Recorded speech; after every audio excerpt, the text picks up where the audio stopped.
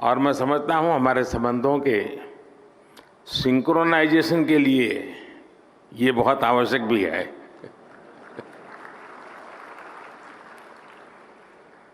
Semicon India में देश विदेश की बहुत सारी कंपनी आई हैं, हमारे स्टार्टअप्स भी आए हैं। मैं आप सभी का सेमिकॉन इंडिया में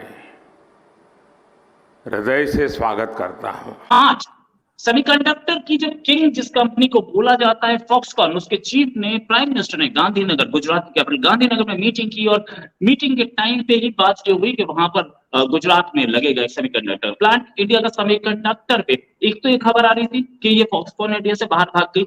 इन खबरों को विराम दे दिया गया, इसकी फोटो भी रिलीज की गई। साथ में ये भी कि सेमीकंडक्टर का जो सपना है, प्राइम मिनिस्टर मोदी का बोलिए या इंडिया का बोलिए, वो सपना अभी टूटा नहीं है। जापान ने भी उसमें कहीं ना कहीं अपना योगदान दिया है। जापान आने वाला है। आज फॉरेन मिनिस्टर हमारे जापान के फॉरेन मिनिस्टर के साथ थे, वहां पे भी सेमीकंडक्टर की बात हुई। इस समय हमारी इंडिया की जो डिपेंडेंस है, ऑयल पे डिपेंडेंस है, हम डिपेंडेंट है ऑयल के लिए दूसरे कंट्रीज पर। वैसे ही सेमीकंडक्टर्स भी हम दूसरे कंट्रीज पर डिपेंडेंट हैं।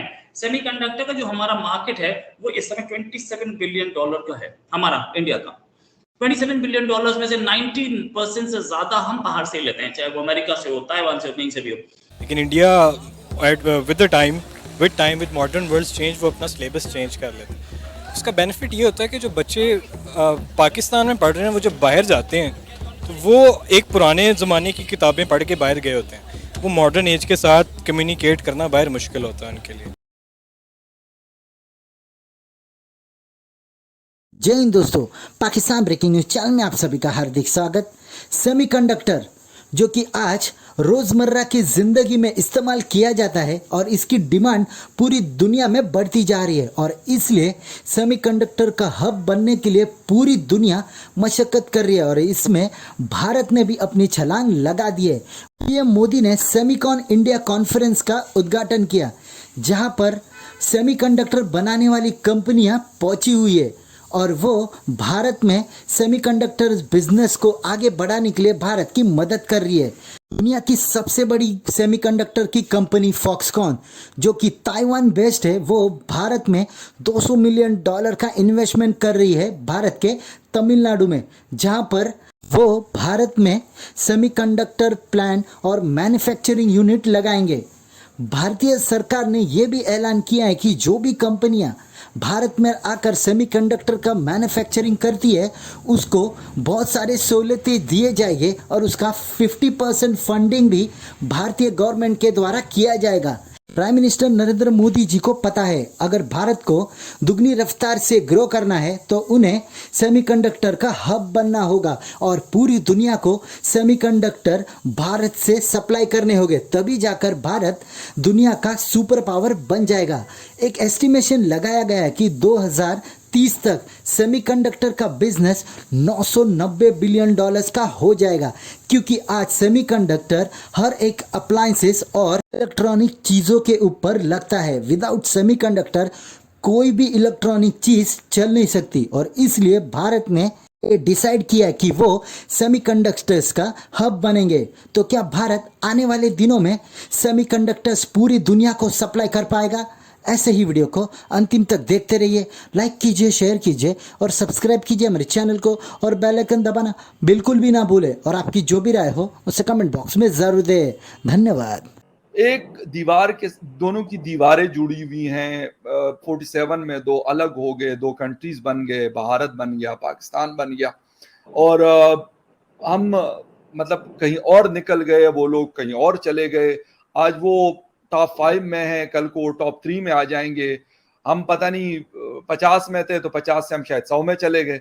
तो ये वाली बात जरूर हो रही है रोहित जी। ऐसा नहीं है कि इसके ऊपर डिस्कशन नहीं होती, लोग बड़ा सीरियसली इसके ऊपर बात करते हैं।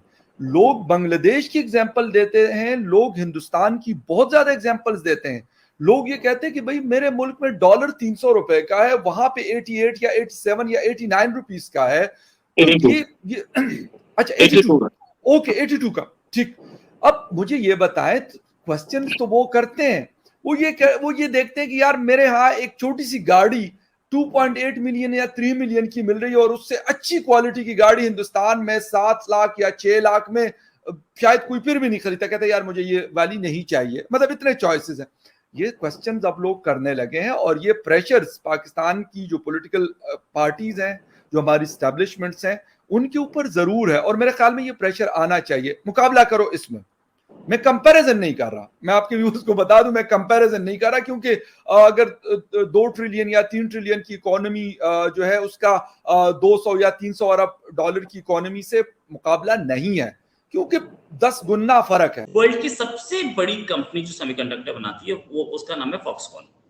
अब फॉक्सकॉन इंडिया में वेदांता के साथ आ रही थी और उसने कभी वेदांता से कहीं पे स्प्लिट किया, लेकिन फॉक्सकॉन अब भी इंडिया में है। They are going to manufacture it here. Japan भी इंडिया में आया है। टाटा ग्रुप ऑफ इंडस्ट्रीज ने बहुत बड़ा सेमीकंडक्टर में अपने आप को 1000 करोड़ लगाने का फैसला किया है। हम सबके सब सेमीकंडक्टर बनाएंगे और सेमीकंडक्टर्स जो है वो एक इतना बड़ा सेक्टर है ना कि अब आगे आने वाले टाइम में जैसे कि आप आज से पहले देखें कि आज से 20 साल पहले जो भी कोई माइक्रोसॉफ्ट या कंप्यूटर्स को जो लीड करता था वो वर्ल्ड को लीड करता था।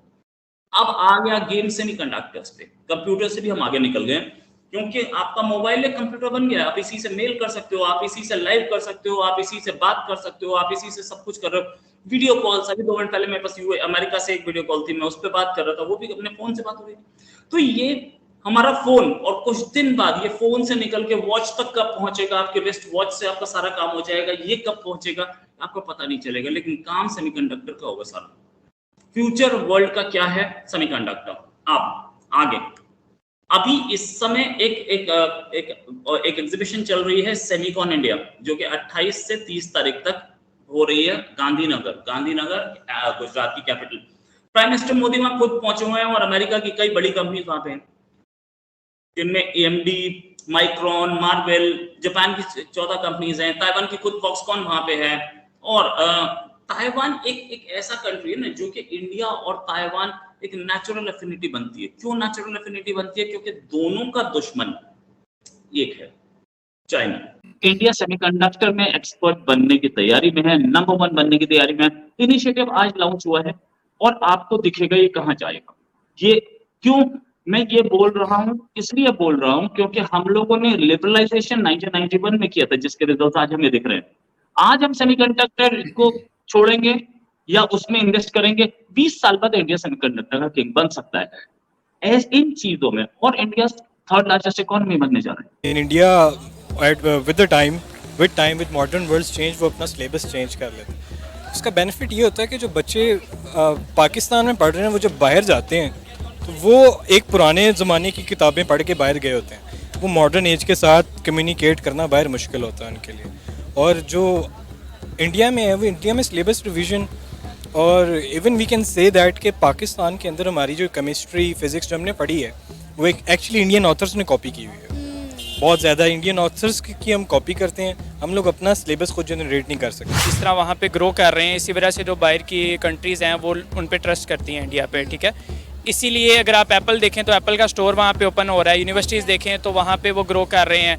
अगर आप डिफरेंट सेक्टर में देखें, जिस तरह कार्स एंड इलेक्ट्रिक कार्स, तो उसमें वो पाकिस्तान से आ गए हैं। तो इंडिया के साथ तो मेरे ख्याल से पाकिस्तान का कंपैरिजन हो ही नहीं सकता, क्योंकि हमारा टोटली माइंडसेट डिफरेंट है कि कोई भी आप सेक्टर देख लें, वहाँ पे बंदा ये करता है कि जी आप हमारी जेबें भर दें तो फिर हम जो है वो इस चीज़ को आगे करेंगे। मैं ख़ुद बलूचिस्तान से बिलोंग करता हूँ। अगर मुझे हुआ बलूचिस्तान में कोई अच्छी सी यूनिवर्सिटी, अच्छी सी एजुकेशन होती तो मैं इतना दूर 700-800 किलोमीटर दूर क्यों आता। आप लोग थोड़े ये साइड, ये स्पेशली ये जनूबी पंजाब के साइड पे चले जाओ, फाटा या बलूचिस्तान, या जो है रूरल सिंध की साइड पे आप लोग चले जाओ ना, वहाँ पे तो मतलब स्कूल्स होते हैं, बिल्डिंग होते हैं, जिस तरह आपने बकरा मंडी बनी हुई